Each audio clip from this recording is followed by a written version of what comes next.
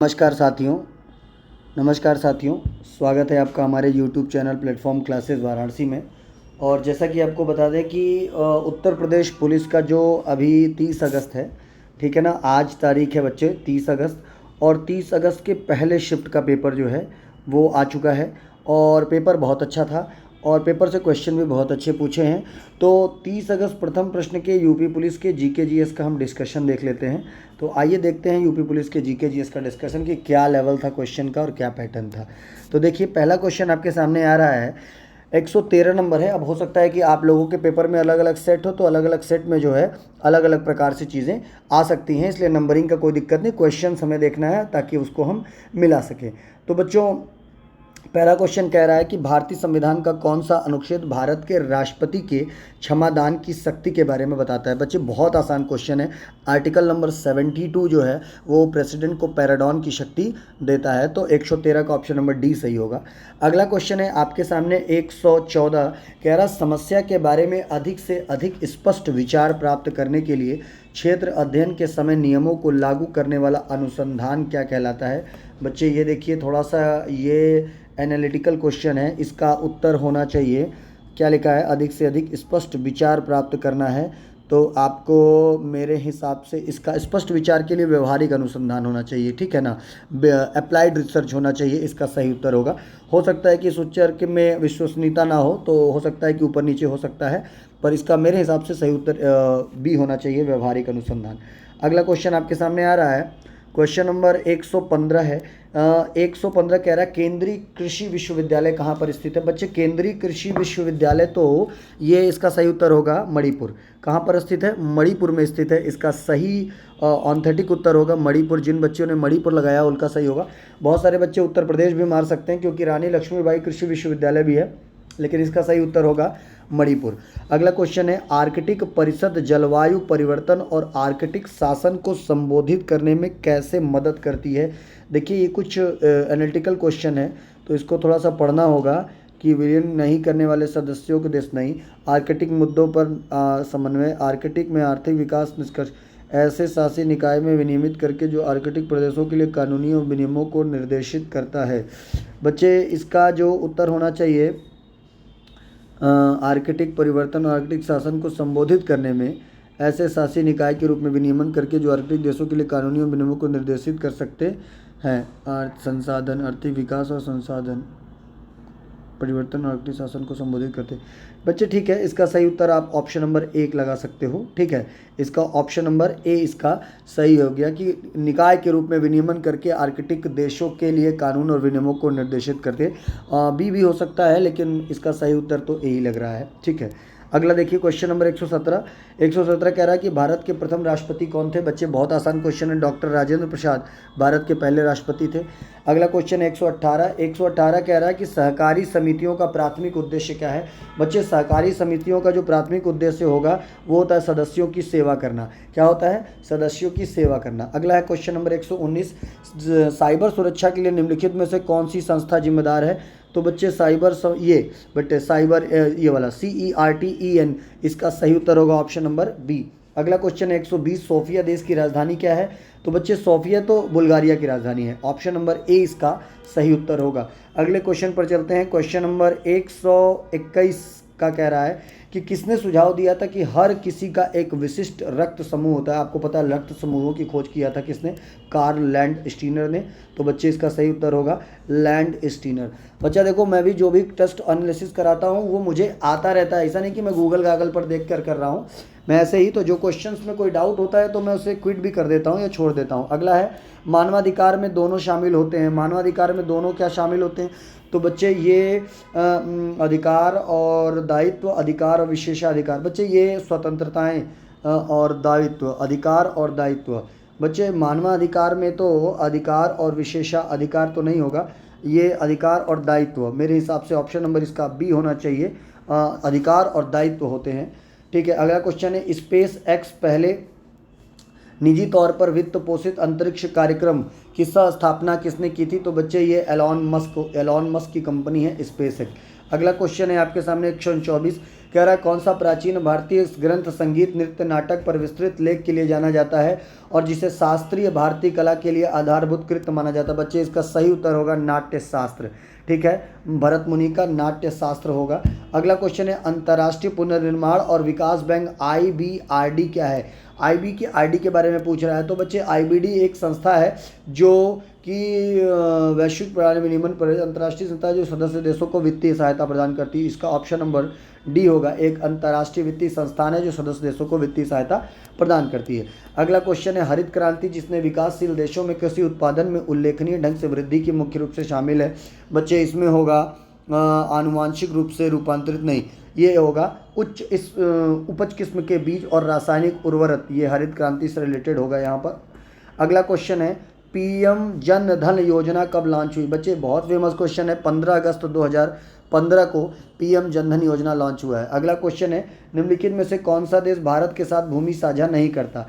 तो कौन सा देश भारत के साथ भूमि, बच्चे ये तीनों, म्यांमार भी करता है, बांग्लादेश भी करता है, चीन भी करता है। बच्चे मालदीव नहीं समा इससे जल सीमा लगाती है। अगला क्वेश्चन है ग्रीन फाइनेंस किस तरह से सतत विकास का समर्थन करता है। तो बच्चे ग्रीन फाइनेंस जो होता है वो समर्थन करता है पर्यावरण अनुकूल परियोजनाओं के लिए वित्तीय संसाधन उपलब्ध कराकर। ऑप्शन नंबर सी इसका सही उत्तर होगा। अगला क्वेश्चन नंबर 130 व्हाइट गुड्स पर लगाई जाने वाली उच्चतम GST क्या होगी।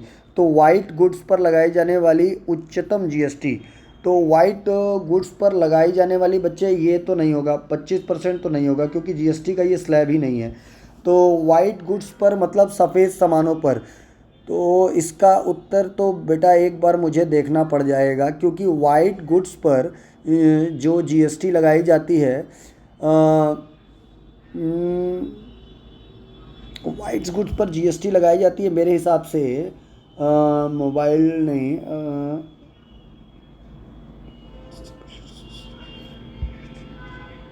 बच्चों इसका उत्तर होना चाहिए शायद मेरे हिसाब से 18% होना चाहिए। वाइट्स गुड पर जो उच्चतम GST लगाई जाती है सफ़ेद सामानों पर 18%, ठीक है ना। लिवाइड इन वाइट्स गुड 18% होगा, ठीक है। अगला क्वेश्चन है UNCTAD का पूर्ण रूप क्या है। तो बच्चे UNCTAD का पूर्ण रूप होगा United nation conference on trade and development, ये होगा on trade, United conference on trade and development, nation conference on trade and development. बच्चे ये लग रहा है कि ये साला दो उत्तर सेम है, ये देखो ऑप्शन नंबर बी और ऑप्शन नंबर डी, अच्छा नहीं सही, सॉरी यूनिवर्सल है ना, गलत है, ये होगा United nation conference on development, ये होगा ट्रेड ऑन डेवलपमेंट, ये ऑप्शन नंबर डी इसका सही उत्तर होगा। अगला क्वेश्चन है 132, देखो 132 कह रहा है कि सदगति पुस्तक किस फिल्म पर बनी थी जिसके लेके, बच्चे ये मुंशी प्रेमचंद के द्वारा लिखी गई पुस्तक थी। अगला क्वेश्चन है निम्नलिखित में से किस पूर्व भारतीय प्रधानमंत्री को भारत रत्न नहीं मिला। लाल बहादुर ये बच्चे मनमोहन सिंह होगा, मनमोहन सिंह को अभी भारत रत्न नहीं मिला। अगला क्वेश्चन है भारत में जनगणना किस शासक के समय में आयोजित की गई थी। तो पहली जनगणना तो हुई थी लॉर्ड मेयो के ज़माने में 1872 में, लॉर्ड मेयो के ज़माने में। अगला किस युद्ध से भारत में ब्रिटिश औपनिवेशिक शासन की शुरुआत हुई। इसका उत्तर होगा बच्चे प्लासी के युद्ध से शुरुआत, प्लासी का युद्ध होगा। बक्सर का युद्ध तो वो हुआ था, शुरुआत प्लासी के युद्ध से हुई। अगला शहरीकरण का एक महत्वपूर्ण पर्यावरणीय प्रभाव क्या है। तो ये है बच्चे उच्च कार्बन उत्सर्जन, ये क्या है, उच्च कार्बन उत्सर्जन जो है वो ये है पर्यावरणीय प्रभाव। अगला क्वेश्चन है 137 रैंसमवेयर की शब्द का अर्थ क्या है। तो रैंसमवेयर का अर्थ है एक जो एनक्रिप्ट फिरौती अनागृति, एक प्रकार की फिशिंग का हमला, उपयोगकर्ताओं को गतिविधि पर नज़र लगने वाला मैलवेयर, ठीक है बच्चे, ये है एक मैलवेयर तो है, ये एक मैलवेयर तो है, साइबर क्राइम से रिलेटेड है। अनागृत नहीं, ये एक प्रकार का फिशिंग हमला तो नहीं होगा। ये बच्चों इसका सही उत्तर ये गलत है। उपयोगकर्ताओं की गति पर लगने वाला, ये एक नेटवर्क तक अनाधिकृत, एक ऐसा सॉफ्टवेयर जो फाइलों के इंटरप्ट और फिरौती की मांग करता है, नहीं ये भी नहीं होगा। ये होगा एक किसी नेटवर्क तक अनाधिकृत पहुंच जो है वो रैंसमवेयर होगा। एक बार देख लीजिएगा, ये हो सकता है डाउट हो, लेकिन एक बार ये सही उत्तर होना चाहिए बी वाला। ऑप्शन नंबर 38 पर जाएंगे, 138 पर कह रहा प्रथम विश्व युद्ध कब शुरू हुआ। तो प्रथम विश्व युद्ध बच्चे चालू हो गया 1914 में, ठीक है। अगला है भारत का सबसे बड़ा वन, तो भारत का सबसे बड़ा वन है सुंदरवन, ठीक है। अगला क्वेश्चन है अगर राष्ट्रीय उद्यान पूछता तो जिम कॉर्बेट हो जाता। अगला, लट्ठमार होली उत्तर प्रदेश के निम्नलिखित में से किस शहर में मनाया जाने वाला? तो ये तो बड़ा क्लोजेस्ट ऑप्शन दे दिया भैया, ये बरसाना में होगा। ये कहाँ पे होगा? बरसाना और नंदगांव दोनों जगह पर मनाई जाती है लट्ठमार होली। अगला, उत्तर प्रदेश का पहला ट्रैफिक पार्क खोला जाएगा भैया, ये प्रयागराज होगा। उत्तर इसका क्या होगा? प्रयागराज होगा। और अगला क्वेश्चन है, हड़प्पा सभ्यता को किस नाम से जाना जाता है? बच्चे ये सिंधु घाटी सभ्यता के नाम से जाना जाता है हड़प्पा सभ्यता को। अगला, भारत में जीएसटी के जनक कौन थे? तो प्रधानमंत्रियों में बात कर रहा है, तो जीएसटी के जनक थे अटल बिहारी वाजपेयी। अगला क्वेश्चन है, किस सोशल मीडिया प्लेटफॉर्म पर इंस्टाग्राम और स्टोरीज और स्नैपचैट के समान फ्लीट्स की आवश्यकता होती है? बच्चे फ्लीट्स के लिए होगा एक्स या ट्विटर होगा। ठीक है। अगला है कि अर्थ है कि किसी व्यक्ति के वेबसाइट पर बलपूर्वक नियंत्रण, किसी व्यक्ति के बलपूर्वक नियंत्रण तो वेब होगा, वेबसाइट हाईजैकिंग को बलपूर्वक नियंत्रण कर लिया जाएगा। अगला है, भारत और बांग्लादेश के बीच किस नदी के कारण विवाद? बच्चे ये तीस्ता नदी का विवाद होगा। कौन सी नदी? तीस्ता नदी का विवाद होगा। अगला क्वेश्चन है, कौन सा शब्द विशिष्ट नियमों के अनुसार टिप्पणियों अवलोकन संख्याओं को निर्दिष्ट करने की प्रक्रिया का वर्णन करता है? थोड़ा सा ये प्रश्न बच्चों को सोचने के लिए है बच्चे, लेकिन इसका होगा मेरे हिसाब से विशिष्ट नियमों के अनुसार टिप्पणियों अवलोकन को संख्याएं निर्दिष्ट करने की प्रक्रिया का वर्णन करता है। कौन सा शब्द विशिष्ट नियमों के अनुसार है ना, विशिष्ट नियम के साथ टिप्पणी को संख्याएं निर्दिष्ट करने का। माप तो नहीं होना चाहिए, प्रतिचयन नमूना लेना नहीं होगा बच्चे। ये संख्याएं निर्दिष्ट करने की प्रक्रिया विशिष्ट नियमों पर, ये परिकल्पना परीक्षण हो सकता है, थोड़ा सा डाउट होगा, इसको देखना पड़ेगा। बी हो सकता है या ए बी।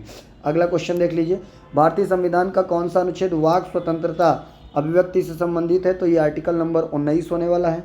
अगला है, भारत के किस शहर में दुनिया का 90% छोटे हीरे संसाधित होते हैं? बच्चे आसान क्वेश्चन है, सूरत थोड़ा सा। अगला, 2011 की जनगणना के अनुसार भारत में कुल वन आवरण कितना होगा? तो 21.05 इसका उत्तर होगा। तो बच्चे ओवरऑल अगर पेपर की बात करेंगे तो साइबर क्राइम से रिलेटेड कुछ क्वेश्चन थे, कम्युनिकेशन से रिलेटेड। तो पेपर ऑल में कुछ क्वेश्चन मतलब 5 से 6 क्वेश्चन जो थे बच्चे वो मॉडरेट लेवल के थे, कम्युनिकेशन लेवल के थे। बाकी जो आपका जीएस का सेक्शन था, चाहे हिस्ट्री हो चाहे पॉलिटी हो, वो बहुत ही इजी था। तो आप मेरे हिसाब से अगर 38 क्वेश्चन है तो 38 किस क्वेश्चन में आप अच्छा क्वेश्चन 28 क्वेश्चन कर सकते थे। बहुत ही अच्छा पेपर था। तो इसी के साथ धन्यवाद, शेयर करिएगा ज़रूर दबा करके। हो सकता है 1-2 क्वेश्चन मैं आपको नहीं बता पाऊँगा तो उसके लिए क्षमा चाहूँगा। ठीक है, आगे बने रहिएगा, अगले शिफ्ट का भी आंसर की जल्दी जारी करूँगा। बहुत बहुत धन्यवाद, थैंक यू वेरी मच।